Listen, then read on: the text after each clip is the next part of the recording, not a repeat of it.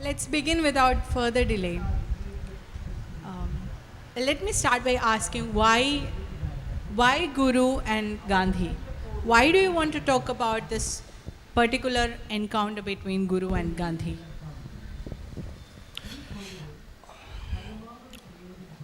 We live in a time when, obviously, Gandhi is one of the most misunderstood people in the world. And he's a favorite whipping boy for a lot of people these days. And if you can get away criticizing a lot of people, but Gandhi tops that list. And also, but we shouldn't at the same time try to whitewash Gandhi because we have to place his comments, his ideology, his philosophy, everything in the context, in the historical and political context. So, Narayana Guru is also a highly misunderstood person, or a person whose personality has over the years been distorted to some extent, reinvented or invented, and also appropriated. I think there is some kind of a similarity. Of course, despite all the dissimilarities, there is some kind of a similarity between these two personalities. And I found it interesting, when I came across the conversation between Gandhi and Narayana Guru in 1925, around the time of the Vaikam Satyagraha, which was held in Shivagiri. And a lot of people who are Gandhi scholars have often said that the essence of the conversation lies somewhere else, not in the hagiographies written by some of the Guru's loyalists. And also, at the same time, it doesn't stay in the writings of people who are supposedly Gandhi scholars, who have sought to highlight Gandhi as someone speaking to someone with a provincial mindset. That is also a misunderstanding. So I thought it is a great case study to understand two people who had a lot of modernist outlook about them. And Srinarayana Guru, of course, is seen as someone who is a certain kind of illiterate person, or someone who did not understand English, and someone who did not have a certain kind of, I'm talking about the national perspective, not generally about how he is perceived in Kerala. Of course, there is a clearer understanding, and there is a there are a plethora of studies on Srinarayana Guru that have come out in Malayalam, and also written by Malayalis, even in English. But those books are on the fringes of the reading habits of people outside of Kerala. So he was a great modern thinker in the way I look at him. And Gandhi had his flaws, but why did he have those flaws, or why did he speak the way he spoke when he had that conversation in that distant day in Shivagiri, in Varkala? It's interesting. I thought it's a profound feeling to be looking at the conversation of these two great men who wanted to change the world. This conversation that you're talking about, only a short version is available to us, right? Many hagiographical accounts say there was more to this conversation, but what is documented is very short. Do you mind if I read it out to? Please go ahead.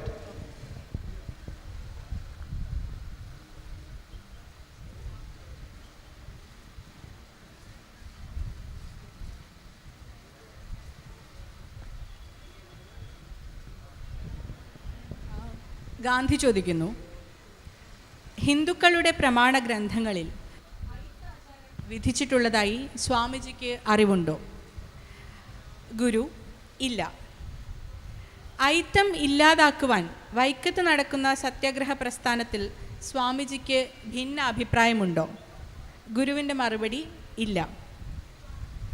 ആ പ്രസ്ഥാനത്തിൽ കൂടുതലായി വല്ലതും ചേർക്കണമെന്നോ വല്ല മാറ്റം വരുത്തണമെന്നോ ഗുരുവിന് അഭിപ്രായമുണ്ടോ? ഗുരുവിൻ്റെ മറുപടി: അത് ശരിയായി നടക്കുന്നു എന്നാണ് അറിവ്. അതിൽ മാറ്റം വല്ലതും വരുത്തണമെന്ന് അഭിപ്രായമില്ല. ഗാന്ധി ചോദിക്കുന്നു: അധകൃത വർഗക്കാരുടെ ആവശ്യതകളെ തീർക്കുന്നതിന് അയിത്തോച്ചാടനത്തിന് പുറമെ മറ്റെന്തെല്ലാം വേണമെന്നാണ് സ്വാമിജിയുടെ അഭിപ്രായം? ഗുരു: അവർക്ക് വിദ്യാഭ്യാസവും ധനവും ഉണ്ടാകണം. മിശ്രഭോജനമോ മിശ്രവിവാഹമോ വേണമെന്ന് പക്ഷമില്ല. നന്നാവാനുള്ള സൗകര്യം എല്ലാവരെയും പോലെ അവർക്കുമുണ്ടാകണം. ഗാന്ധി: അക്രമരഹിതമായ സത്യാഗ്രഹം കൊണ്ട് ഉപയോഗമില്ലെന്നും അവകാശ സ്ഥാപനത്തിന് ബലപ്രയോഗം തന്നെയാണ് വേണ്ടതെന്നും ചിലർ അഭിപ്രായപ്പെടുന്നുണ്ട്. സ്വാമിജിയുടെ അഭിപ്രായം എന്താണ്? ഗുരു പറയുന്നു: ബലപ്രയോഗം നന്നാണെന്ന് തോന്നുന്നില്ല.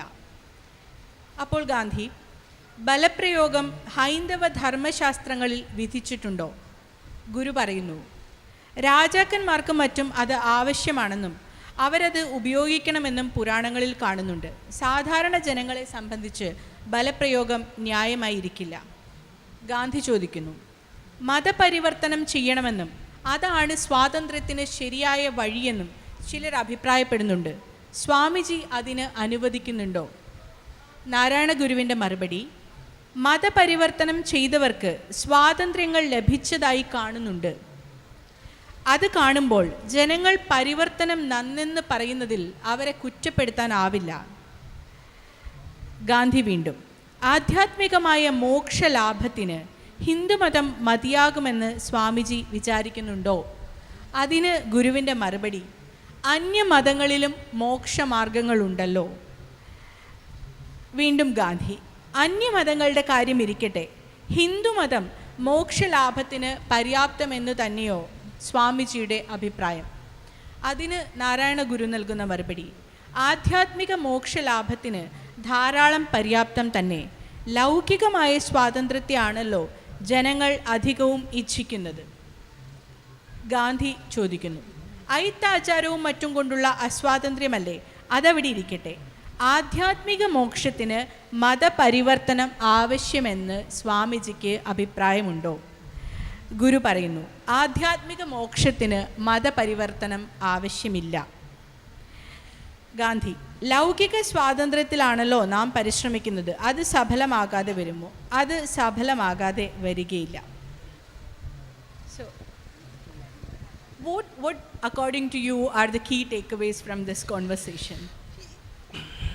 You know, the most important takeaway from this conversation is that Srinarayan Guru was a diplomat.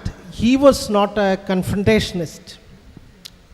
And which explains why, I mean, before I come to specifically to Gandhi, you look at the disciples that he had, you know, you can find people who we might brand as right-wing Hindutva people, to extremely atheistic people like Sahodar Nayappan and a lot of others, you know, and many of his disciples who continue to work for the social cause, for the emancipation of disadvantaged people, even long after his death. You know, some of them got jailed, you know, for protesting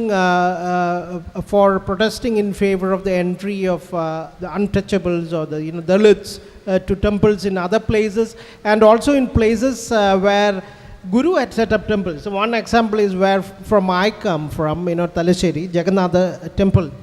You know, a lot of people didn't want Dalits to enter the Jagannath temple.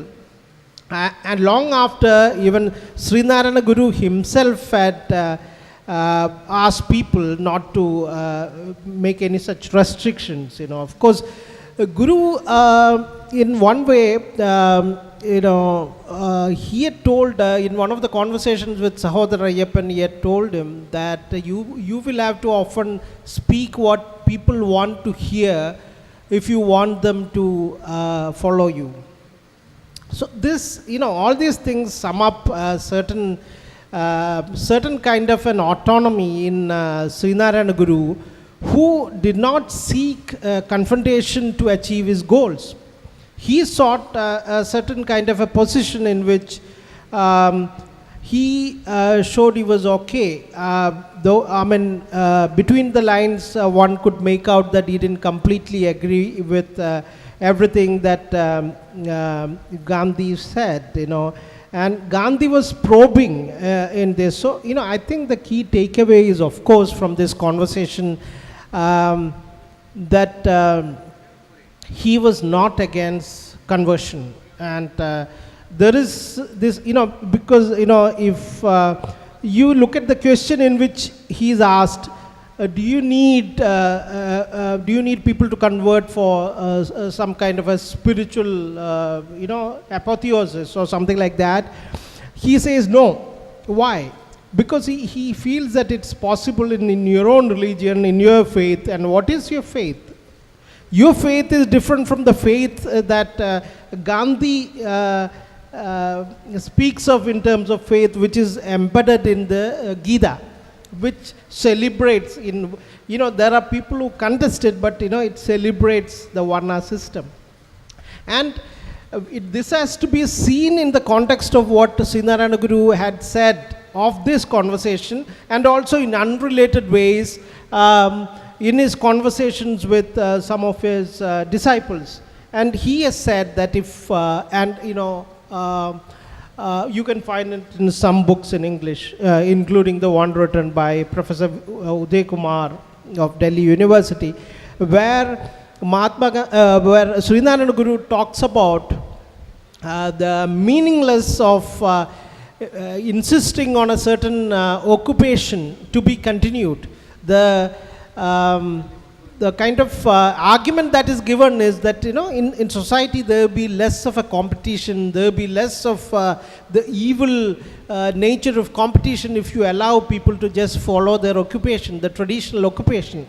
So Srinarayana Guru answers, you know, not in this particular conversation, and I think this particular conversation has to be seen in the context of a larger view, and there is a greater conversation if you try to understand Guru from various other conversations that he has had, and it's imperative that we do it, because, you know, like you said, it's a pithy kind of all the replies are very concise and to the point, and again, you know, in that very particular context, when Gandhi went visiting to Varkala, to Srinarayana Guru's ashram, he didn't want to antagonize Mahatma Gandhi, especially when he had thrown his weight behind, you know, one of the movements that Srinarayana Guru, if not directly, at least indirectly supported. That is one. And also the other fact is, Srinarayana doesn't say that, you know, he says that, you know, it's not just Hinduism, but even other religions are capable of giving people the spiritual succor. So, you know, and now you have interpretations among people saying that he was someone who stuck to the belief that people are all, everything is hunky-dory. If you stick to Hinduism and then try to go for certain methods that he had preached that allows you upward social mobility. In fact, he says in this itself that you can't blame people for going for conversions given the material gains that they are going to immediately, the immediate short-term gains they are going to acquire. And I think, you know, the biggest takeaway is from Srinarayana Guru's reply that what Gandhi says as part of the Hindu scriptures, you know, he doesn't say, he says that, you know, his untouchability part of the Hindu scripture, the conversation starts with that, and he says no, which is to say that, you know, and then why are you in favor of this Varnashram? Why are you in favor of this Varna system? So that's a question that Srinarayana Guru asked without asking. So I think it's his a strong opinion against the Chadur Varna system. That is the key takeaway from this conversation. I think Gandhi understood it. And later on, a few weeks or months later, when he wrote in Young India, and which is available in the Gandhi Heritage portal for anyone to look at, because everything about, again I'll come back to why I admire Gandhi, because he was extremely transparent, whatever he thought, So now you put this tag of Mahatma on Gandhi, and then you refuse to understand Gandhi. So my point is here, whatever be the difference of opinion that you have, and whatever be the beliefs that you have about Gandhi not agreeing with Sri Narayana Guru, and therefore he was wrong, and that Sri Narayana Guru was more of a man of the time and more contemporary, more modernist than Mahatma Gandhi. Even then, you have to factor in, the transparency element in Gandhi. And in Young India, he was supposedly asked a question. This is definitely something like Gandhi gets someone to ask a question, and I think, and some people who studied Gandhi say that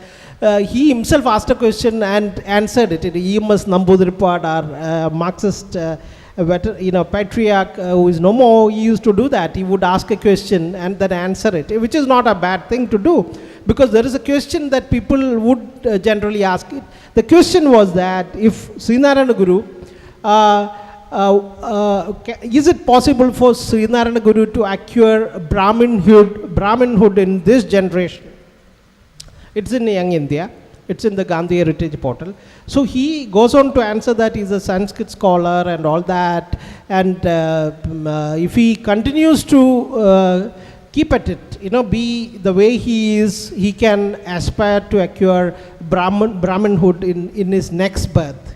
And it's so unbecoming of any modernist to talk like that. And you shouldn't ask a question like that. Even if someone asked a question like that, it's a parochial, it's a completely trivial way to answer a question, because why do you, again here it states that he believed in rebirth, and he was extremely concerned about someone who was born into a caste, a non-Brahmin caste, polluting or, sort of by becoming a Brahmin, or by categorizing him as a Brahmin by virtue of the occupation that he was doing. He was not ready for that. Gandhi was not ready for that, because if you want somebody to follow an occupation, if that is the dharma of the Varna system, and why not see Narayana Guru as a Brahmin? So you can't do that, because you are part of a Brahminical system. So naturally, I'm not against the Brahmins, but what I'm saying is that the system was to be abhorred, because it created divisions, it polarized people, and it had nothing to do with allowing people to pursue their aspirations, their tastes. Because Sri Narayana's question to one of his disciples at another occasion was that if these, certain kind of traits, that if you are someone who has the making of a mathematician, that you would naturally become a mathematician, or you will show greater interest in that. It's not always like that, and modern genetics and all the studies prove that it's not as easy as somebody, in the Hindu, whoever created this caste and Varna system made it out to be. It's not true. And Sri Narayana Guru also laid to rest the difference between the caste system and the Varna system. And there might be people who might say that it's about occupation and all that hierarchy, but it's as good as one. It's the same way how a Marxist misunderstood class in India. So I think both have to be called out or spoken about, and you have to factor in these aspects which have become deeply entrenched in our culture.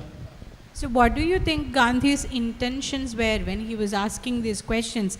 Because before this, in Young India, Gandhi wrote, and he was misinformed that Guru was somehow inciting violence, and he was forcing people to go and do some kind of violence in the temple. So he writes against this. So do you think Gandhi was prejudiced when he met Guru, and these questions were not as innocent as it sound? Yeah, I mean, it's very difficult to go into the mind of Mahatma Gandhi, such a mysterious, such an enigmatic person. But I think, but he was very friendly with T.K. Madhavan, who was a Congress leader and also a disciple of Narayana Guru. It seems that he got an impression about Sri Narayana Guru in the run-up to his visit, ahead of his visit to Vaikam, that a leader of the Tiyas, Sri Narayana Guru had exhorted his people to barge into the Vaikam Mahadeva temple and offer prayers. So Mahatma, whether Sri Narayana Guru said that or not, I mean, all literature says that he said that he wanted people to breach the barriers and not barge into, but breach the barriers and go in and offer pujas.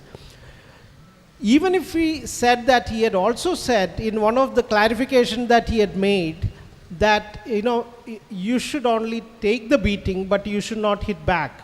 So how different is it from Mahatma Gandhi's own practice of non-violence, which is violent? Mahatma Gandhi's own practice of non-violence, starting with how he discovered Satyagraha in South Africa. He had always taken on the mighty people, and the whole concept of passive resistance is to, in modern days we can say it was a masochist tendency, that you take the beating, you suffer, and then, and he had said it very many times even later when he spoke in the context of Hitler persecuting the Jews, that Jews should offer themselves to be slaughtered. And even during the partition riots, he said, if Muslim brothers are killing you, you should offer yourself to be slaughtered. These are statements by Mahatma Gandhi that can always be, misunderstood and, misquoted and taken out of context and used against him. But particularly for this exhortation by Narayana Guru, I think they were on the same page, and it was no different from Gandhi's political practice. So naturally that, but then again, if Gandhi is to call for a kind of a non-violent movement, and it is Gandhi owns it, but when someone else does it, it's problematic. According to all kinds of developments that have happened within the Congress later, because Gandhi always took the decision. Gandhi was not in the top echelons of the Congress except once when he became president on one occasion. Otherwise, after that, he even refused. I think he even was not a member of the Congress party, but he had this spiritual power and he controlled, each and everything that happened within the Congress party was controlled by Mahatma Gandhi. So maybe Mahatma Gandhi had that certain kind of a stubbornness that he's the one who should be, and according to his wishes, these things should happen, because Congress was at the forefront and he didn't want anyone else to appropriate it. Perhaps that's the thing, because again I come to this point that Gandhi was not as much a social reformer as much he was a politician, and he had a different agenda, that is to keep the flock together irrespective of caste and so even religion. And anyone who was sensible wouldn't have at that point of time launched something like or offered support for something like Khilafat movement in India. But he had a different goal when he did that. That was to bring in Muslims to the forefront of Indian national movement. And at that point of time, how else do you do that? And in Maharashtra and other places, Congress used to organize functions, public meets at the time of the Ganesh festival. The idea was to use whatever means to canvas and win over people, and make them appear that we are with your God, we are with your cause. There was a quid pro quo that Gandhi demanded, and he was a genius of a politician. And you look at even the salt satyagraha, and just before I was reading something that was written by a leftist columnist before Gandhi launched satyagraha, poking fun at him, saying that what is this, Gandhi trying to shake the foundations of the British Empire using something as simple as a salt. But it was a bloody miracle, and he did shake the foundations of the British Empire, at least for the time, at least for that, what was possible for that time. And it captured international imagination. It became headlines across the world. There were Associated Press journalists always traveling along with him. So he made a lot of things happen. But again, coming back to your question, I think he had a little bit of the questions, or rather what he had told other people at that time, that perception was definitely there, and I think that was on his mind. And the second question that he asked, that whether Guru has any difference of opinion with the way this protest, this Vaikam Satyagraha was being handled, that proved that he wanted to know if Gandhi had, if the Guru had any kind of difference of opinion. Coming back to this conversation, when Gandhi asked whether Hinduism is enough for the attainment of spiritual liberation, Guru says yes, right? Answers in the positive. Now let's place Ambedkar here. Ambedkar, right? Ambedkar is someone who outrightly rejected Hinduism. So do you think Gandhi and Narayana Guru, they had some place where their ideas converged, and that's a place Ambedkar wouldn't have agreed upon? Srinarayan Guru did not speak or read English. He spoke in Tamil, Sanskrit, and also Malayalam. But he wanted his disciples, a lot of people close to him, to acquire Western education. And in fact, he was the one who sponsored Nataraj Guru, who is the son of one of the early social reformers of Kerala, Dr. Palpu, who did not get sanction to practice medicine in Travancore despite acquiring proper medical degrees because of his caste. So he was the one who suggested that he go to England to pursue education, Western education. But Nataraj Guru, midway, he visited Switzerland, and he ended up studying at Sorbonne. So he became he became a philosopher who studied, who knew French, English, and all. So in that sense, we know that unlike Gandhi, who regretted, or rather did not want people to acquire education or boycott schools and boycott a Western form of education at that time, and instead take a plunge into India's national movement, Srinarayana Guru did not think that people close to him, or generally people, especially the disadvantaged sections of Indian society, should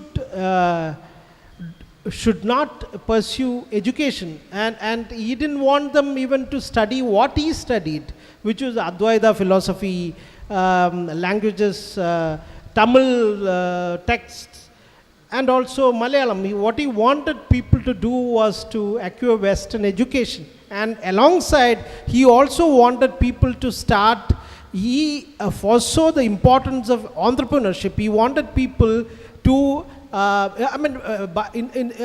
the way, he is the first one to have set up an industrial summit in Kerala. First industrial summit was set up at the behest of Sri Narayana Guru. So he wanted people to become entrepreneurs. He wanted people to acquire Western education. Why? He wanted people to come out of, free themselves from the clutches of the caste system by their own effort, by dint of their hard work, and by acquiring specifically Western education and earning cash. So it is the antithesis of what Gandhi stood for, which was to sort of become like him, but unlike him, who had acquired Western education and then took a plunge into politics. He wanted them not to go for education. And midway through schools, midway through college, universities, hundreds and thousands of people took a plunge into Indian nationalist movement, which was not what Sri Narayana Guru wanted. So in that sense, he is misunderstood as a conformist. He wasn't a conformist, he was a revolutionary in that sense, as opposed to Gandhi, who was a politician and who wanted a large number of people to take a plunge into the Indian national movement so that it swelled in numbers and it scared the shit out of the British, the ruling British, So I don't think, Ambedkar would have seen Narayana Guru as a conformist if he had met Sri Narayana Guru. Unlike Ayyankali and a lot of other leaders of that time, including Mannatha Padmanabhan of the Nayar Service Society, the upper caste, all of them were immensely impressed by the personality and the teachings and the conversations they had with Sri Narayana Guru. So I think if we were to meet, it's a hypothetical, highly speculative thing that didn't happen, and there are no records of Ambedkar even visiting any place of importance to Sri Narayana Guru, except an account by an eminent journalist, B.R.P. Bhaskar, who has written that his father, who had traveled all across North India, learned Hindi and met with a lot of nationalist leaders, leaders of the freedom movement at that time, had taken Ambedkar to Shivagiri, and on the way they had spent a day at his home.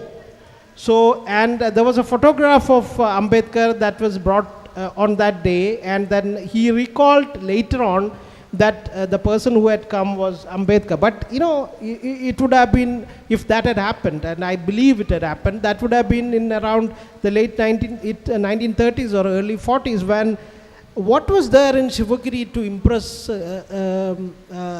Ambedkar? There was nothing. After Narayana Guru had passed away, what was there? Because he was appropriated, and a caste tag was stuck on him, and there was some kind of aggressive militant nature to that organization, and a person like Ambedkar, who wanted to break free and who would have shared the ideals of Sri Narayana Guru, which was against, and he spoke against caste, and he said he was unaffiliated to, in one of his very famous messages, he had said that he was unaffiliated to any caste or any religion, and that anyone who tries to associate him, link him with any of these religions or caste groups should cease doing that, would have appealed to Ambedkar. But unfortunately, it's a contrast of, it's a tragedy of history that such a meeting did not take place. So I don't think it's easy to, or it's fair to say that Ambedkar would have seen Gandhi in the way, Guru, in the way you would have seen Gandhi, as a person who was extremely conformist and an advocate of a votary of the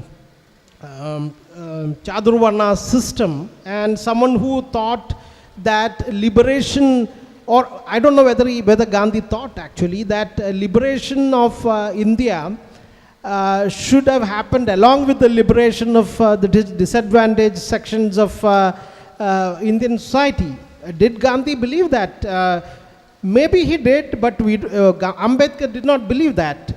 But of course, even there, it isn't black and white to say that it's a gray area, because Ambedkar wouldn't have gone and stay. I don't think Ambedkar ever went to a Dalit basti, Dalit settlement and stayed there and taught them how to taught people there, lived like one among them and helped them to different, to create, he went there with, in one of those places in Bengal, he went with certain irrigation engineers who helped people in these disadvantaged areas, where, disadvantaged settlements, to teach them how to drink pure water and, use certain other kind of sort of impure water for bathing and other purposes. So he did a lot of things. He lived with the Dalits. So Mahatma Gandhi did all that, and I don't think Ambedkar ever did that, to go and live. Ambedkar was, in that sense, he was a Westerner. He was deeply an Anglophile and Americanized. You roll both together, Ambedkar was that. So, to serve a cause, right? Yeah, I agree. Ambedkar is the biggest champion of the Dalit cause, and Gandhi wasn't. But Gandhi did that. So what I'm saying, I'm playing the devil's advocate to say that Gandhi may have thought about the liberation of Indian people along the social lines as well, beyond the political line, which was to free ourselves from the yoke of British colonialism. So I think it's unfair to compare, to find similarities in Guru and Gandhi in that sense. And I think, on the other hand, there would have been more commonalities between Ambedkar and Srinarayana Guru, because, I mentioned in one of my articles that this conversation is a very pleasant precursor to a very acrimonious debate that followed between Gandhi and Ambedkar. Whether it was Gandhi or Srinarayana Guru, they stayed within the fold of Hinduism and tried to reform it. I don't know if you agree with that, whether you consider Srinarayana Guru as a Hindu reformer, because Gandhi somewhere clearly said that my politics is subservient to my religion. Gandhi was a Hindu, and Guru stayed within Hinduism to reform. So do you see Guru also as a Hindu reformer or as a social reformer? It's interesting that you asked this question, because when Mahatma Gandhi was assassinated by a Hindutva fanatic who acquired that pistol from a black marketeer in Gwalior, and it was impossible to have acquired that pistol without the help of Savarkar, who had a lot of people, a lot of connections across the royalty, because it was from someone who was a OST kind of a person in the Gwalior family, who sold it to a black marketeer in Gwalior, that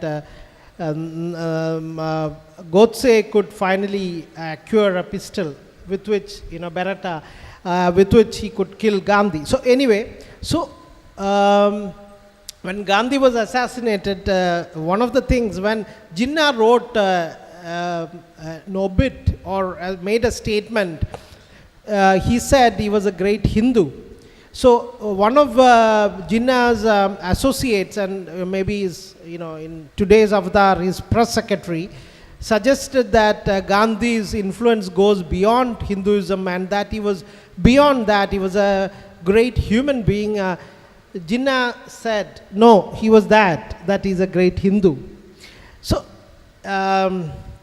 maybe you're right about that. So, and because Gandhi himself said, but I think Gandhi was far beyond that, because he understood, humiliation of people, later on in his life. There were different stages of Gandhi. And, I've been to Petermarisburg railway station where he was thrown out of jail.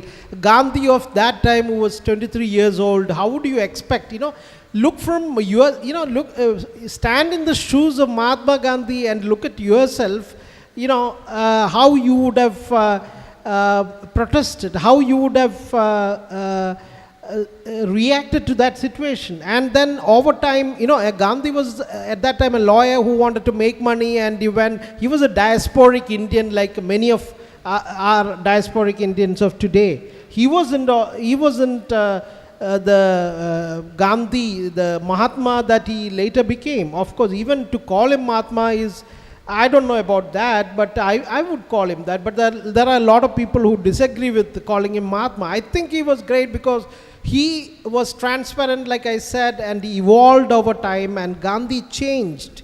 And at one point of time, he had to wait before Sardar Patel, who after he became the Home Minister, a few hours to get an audience when riots were taking place all across India. And what does it prove? That he showed his back to power, political power. He didn't want to take political power, which he could have easily grabbed at that point of time. And Mahatma Gandhi remains the only person in the history, in modern history, and I'm sure certainly ancient history, who didn't occupy a ceremonial position of power, although he could have done that. And that Gandhi, we would have hated that Gandhi. And we respect Gandhi because he did not take up that position. So in that sense, Gandhi, of course, that we respect Gandhi doesn't mean that we should whitewash Gandhi, or we should not accept his limitations. And because he was so transparent about whatever he had said. Of course, he believed that religion was a big driver of his policies, which explains why Chaturvarna system became so close to his heart. So, what was that question again? So, Guru, do you see Guru as a Hindu reformer? No, again, Guru was not, Guru, again, apart from being a diplomatic, he was also a very practical person.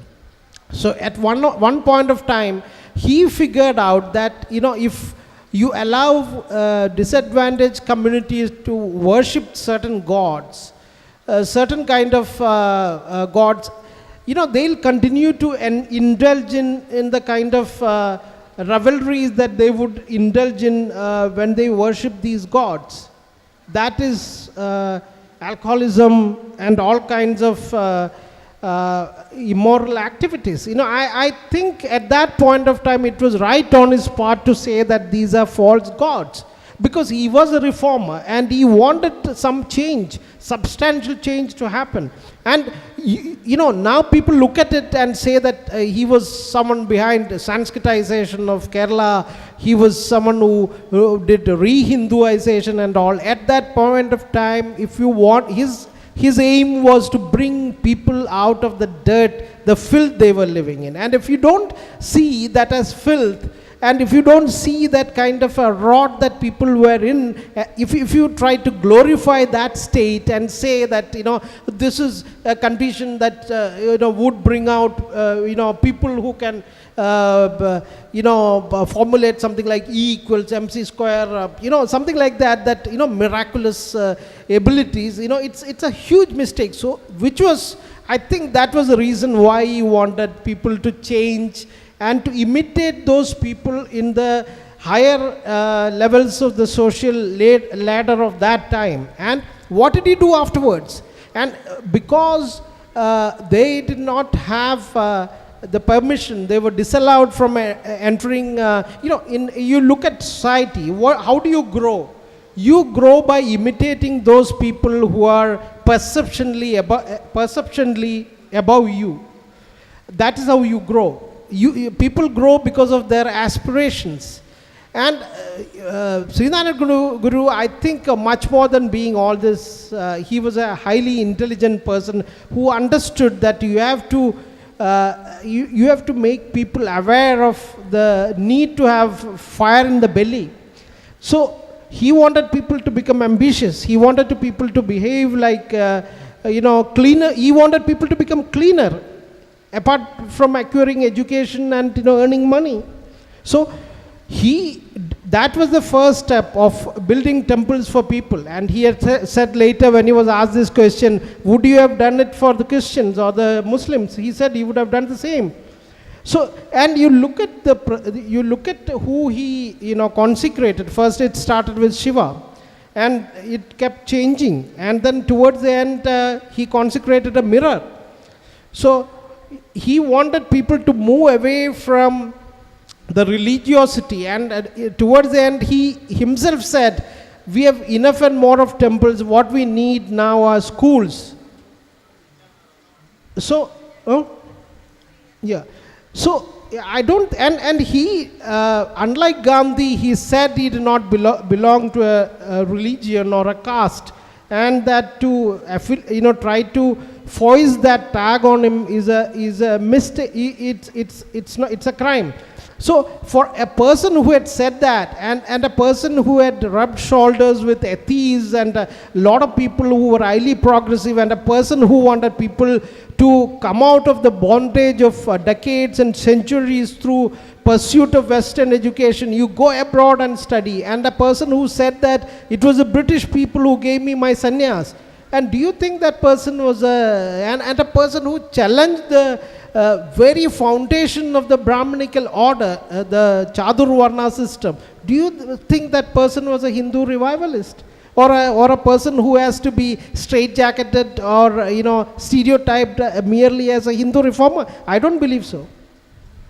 Okay, on that note, let's open this session to audience. We welcome all sorts of comments and questions.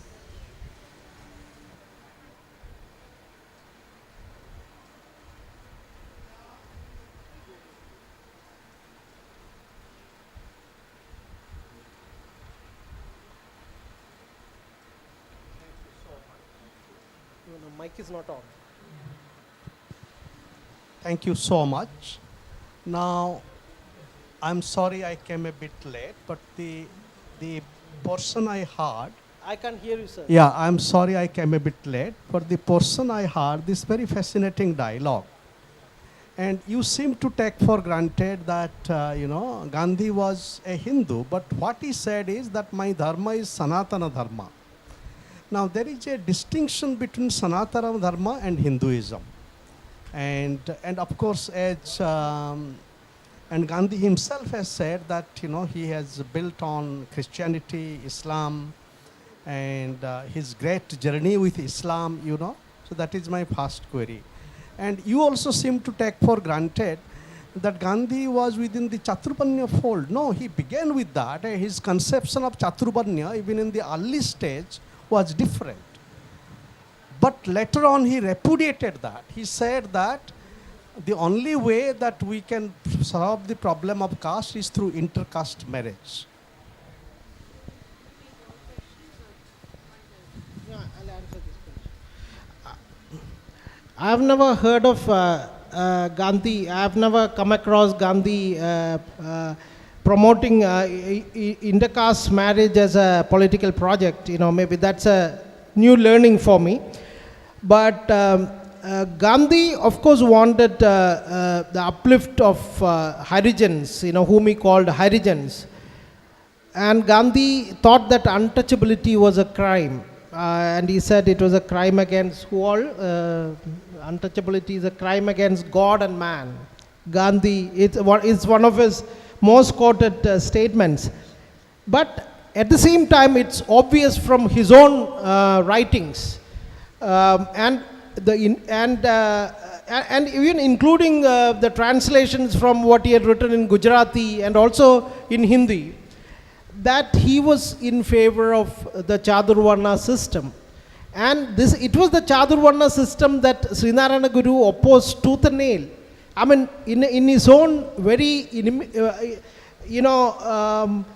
way of not appearing to be confrontational. So, Sanatana, there are trivial distinctions between, saying that caste is different from varna and things like that. What is actually caste? You who are born into a caste, you belong to that caste. You are born into a varna, you belong to that varna. It doesn't change. And in that Young India article that Gandhi wrote shortly after meeting Narayana Guru, he very categorically he stated that Sri Narayana Guru, although his occupation is similar to that of a Brahmin, that is a Sanskrit scholar, he can aspire to become a Brahmin in the next birth. What is that? It's such a trivialized. I did not expect that from Gandhi.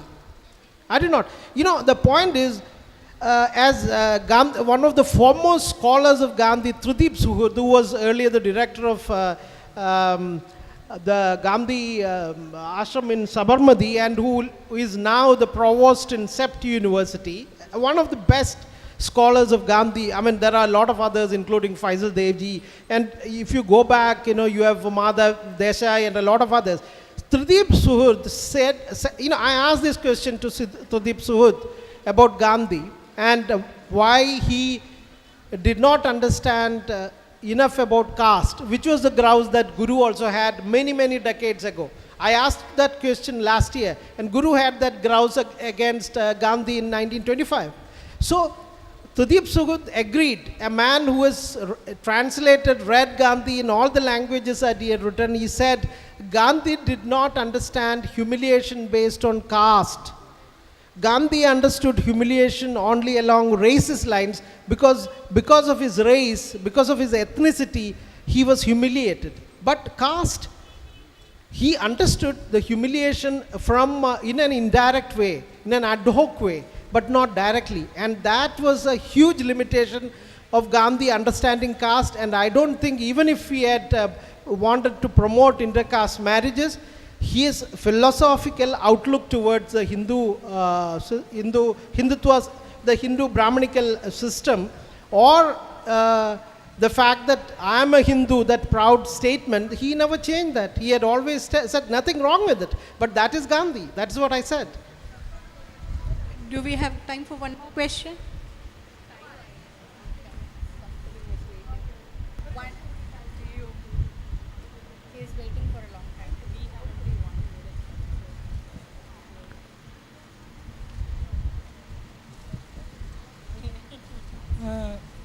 In that conversation, like during Vaikam Satyagraha, it was somewhat clear that there was so much conversion going on at that point of time.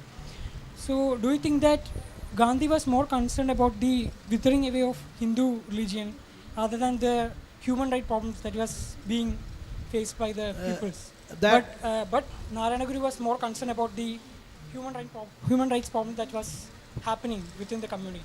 Yeah, I mean, that's a beautiful question. You know, the thing about Vivekananda calling Kerala a lunatic asylum, a madhouse. I mean, is it that Kerala was that bad? You know, there were communities that, you know, the whole of India was bad. And as Vivekananda had traveled to Tamil Nadu, where there are caste groups that could emerge out of the huts and shacks only in the dead of the night when other people had gone to sleep and they could not see them. So I think again, you know, Vivekananda's statement, you know, we don't know whether he had actually said that or whether, you know, these are from texts, you know, and these are how opinions are formed. And if he ever said that, I think at that time, you know, we had seen a lot of conversion, and Dr. Palpu himself had apprised Vivekananda of conversions happening, and including from the Yerava community at that time, and from a lot of communities. But conversions have happened all through history, and that is for a certain kind of a upward social mobility. So certainly I think, you know, that was one reason why Gandhi was a little frustrated about you know, certain aggression on the part of the backward caste. And there was also a concerted effort on the part of the backward caste leaders of that time to project, you know, this thing that they are going to convert if they are going to be given rights. So there was a political project on the part of the backward caste people also, and then maybe Gandhi fell into that trap. again, you know, like Sridharana Guru was aware, and in hindsight he was proved right, that conversion alone did not address the problem of caste inequalities. Material gains, of course, short-term gains, of course you gained, but in the long run, if you look at contemporary Kerala, we are sure that the categorization, caste, the caste status, even within Muslims and Christians, are proof that Srinarayan Guru was right about it. Things up. Thank you everyone.